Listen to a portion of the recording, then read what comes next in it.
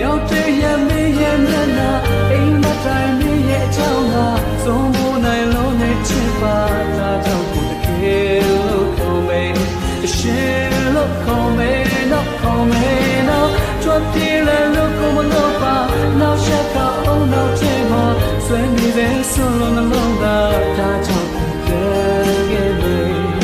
ပြန်လဲလာမယ်တော့ဘယ်လိုလဲမေးလက်ခံမလားမေးစီချူမလားအဖေတော့ပါဘူး